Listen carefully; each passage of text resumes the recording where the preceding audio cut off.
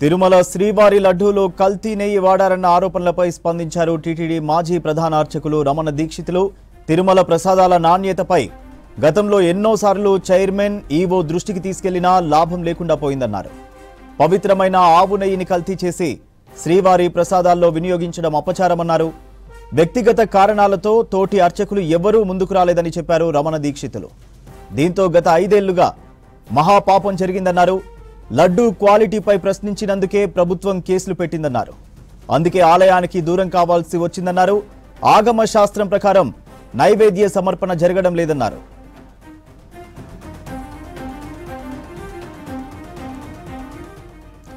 నెయ్యి పరీక్షలకు సంబంధించిన ల్యాబ్ రిపోర్టులను చూశామని, నెయ్యిలో జంతువుల కొవ్వు ఉన్నట్లు అందులో ఉందన్నారు. తిరుమలను ప్రక్షాళన చేస్తామని సీఎం చంద్రబాబు చెప్పారని, దీనికోసం ఎన్నో చర్యలు చేపట్టారన్నారు. కర్ణాటకలోని నంది డైరీ నుంచి నెయ్యిని వినియోగించుకునేందుకు ప్రభుత్వం నిర్ణయం తీసుకోవడం శుభపరిణామమన్నారు రమణ దీక్షితులు.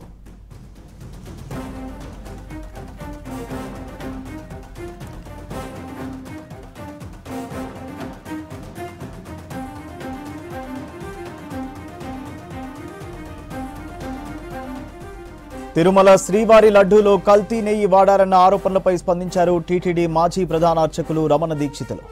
తిరుమల ప్రసాదాల నాణ్యతపై గతంలో ఎన్నోసార్లు చైర్మన్ ఈవో దృష్టికి తీసుకెళ్లినా లాభం లేకుండా పోయిందన్నారు. పవిత్రమైన ఆవు నెయ్యిని కల్తీ చేసి శ్రీవారి ప్రసాదాల్లో వినియోగించడం అపచారమన్నారు. వ్యక్తిగత కారణాలతో తోటి అర్చకులు ఎవ్వరూ ముందుకు రాలేదని చెప్పారు రమణ దీక్షితులు. దీంతో గత 5 ఏళ్లుగా మహాపాపం జరిగిందన్నారు. లడ్డూ క్వాలిటీపై ప్రశ్నించినందుకే ప్రభుత్వం కేసులు పెట్టిందన్నారు. అందుకే ఆలయానికి దూరం కావాల్సి వచ్చిందన్నారు. ఆగమ శాస్త్రం ప్రకారం నైవేద్య సమర్పణ జరగడం లేదన్నారు. నెయ్యి పరీక్షలకు సంబంధించిన ల్యాబ్ రిపోర్టులను చూశామని, నెయ్యిలో జంతువుల కొవ్వు ఉన్నట్లు అందులో ఉందన్నారు. తిరుమలను ప్రక్షాళన చేస్తామని సీఎం చంద్రబాబు చెప్పారని, దీనికోసం ఎన్నో చర్యలు చేపట్టారన్నారు.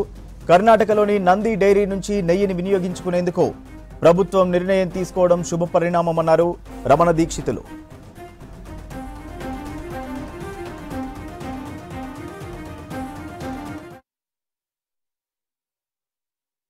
Latest blasting news about Tirumala Tirupati Devasthanam is about the adulteration that has been going on since last 5 years in the most important ingredient used in the preparation of prasadams to God Lord Venkateshwar Swami.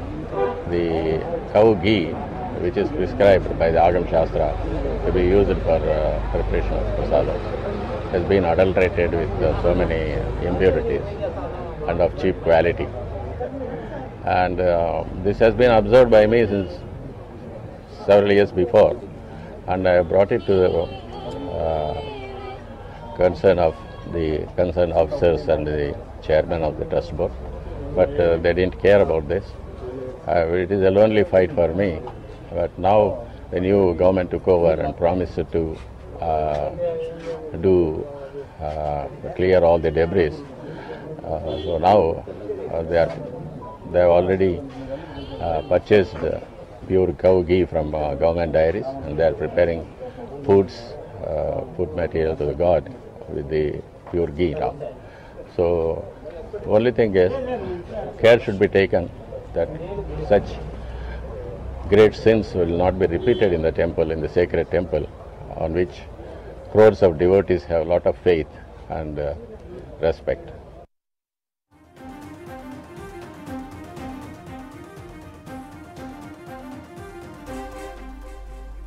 Tirumala శ్రీవారి లడ్డూ తయారీ కల్తీ జరిగిందన్న వార్తలపై స్పందించారు Chilukuri Balaji temple ప్రధాన అర్చకులు రంగరాజన్. లడ్డూ తయారీలో జంతు కళేబరాలకు చెందిన నూనెను వాడడం దారుణమన్నారు. ఘటనపై పారదర్శకంగా విచారణ చేయాలని డిమాండ్ చేశారు. AP deputy CM Pawan Kalyan చెప్పినట్లుగా జాతీయ స్థాయిలో సనాతన ధార్మిక పరిషత్ ఏర్పాటు చేయాలని కోరారు. జాతీయ సనాతన ధార్మిక పరిషత్ అంశాన్ని కేంద్రం దృష్టికి తీసుకెళ్లాలన్నారు చిలుకూరి ఆలయ ప్రధాన అర్చకులు రంగరాజన్.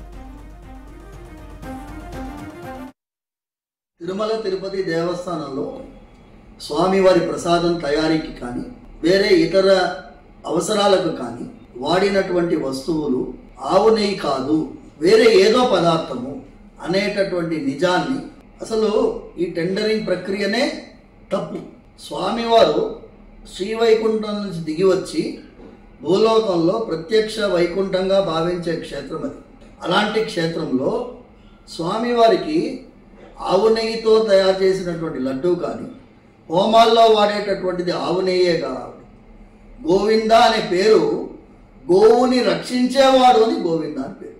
అలాంటి పేరుకి మనం ఇవాళ రోజు ఏం చేస్తున్నాము అంటే, ఆయనకి వాడేటటువంటి వస్తువుల్లో కూడా వేరే జంతు కళేబరాలతో తయారు చేసినటువంటి నూనెల్ని వాడుతున్నాము అంటే చాలా భయంకరమైనటువంటి, నమ్మలేనటువంటి నిజంగా ఉంది. దీంట్లో నిజానిజాలు తేల్చాలని అక్కడ ఆంధ్రప్రదేశ్ ప్రభుత్వాన్ని, ముఖ్యంగా ఒక థర్డ్ పార్టీ ఎంక్వైరీ చేయాలని ప్రార్థిస్తాం. పవన్ కళ్యాణ్ గారు, డిప్యూటీ చీఫ్ మినిస్టర్ గారు, ఉప ముఖ్యమంత్రి గారు ఇవాళ ఒకరోజు ముఖ్యమైనటువంటి స్టేట్మెంట్ రిలీజ్ చేశారు. ధార్మిక పరిషత్, సెంట్రల్ ధార్మిక పరిషత్ ఉండాలని. మా నాన్నగారు సౌందరరాజన్ గారు ఇదే విషయం పైన జస్టిస్ రమాజాయిస్ కమిటీని కూడా ఆంధ్రప్రదేశ్ తెలంగాణ ఉమ్మడి ఆంధ్రప్రదేశ్గా ఉన్నప్పుడు ఈ చట్టాన్ని సవరించినప్పుడు ధార్మిక పరిషత్ వెంటనే ఏర్పాటు చేయాలని, ఆ ధార్మిక పరిషత్ ఆధ్వర్యంలో దేవాలయాలు నడవాలని, అలాంటి సమయంలో ఇలాంటి విషయాలు కొంచెం జాగ్రత్త పడతారేమో అని మనస్ఫూర్తిగా ప్రార్థిస్తున్నాము. పవన్ కళ్యాణ్ గారిని ఈ విషయాన్ని సెంట్రల్ లెవెల్ తీసుకువెళ్ళాలని మనస్ఫూర్తిగా ప్రార్థిస్తున్నాము.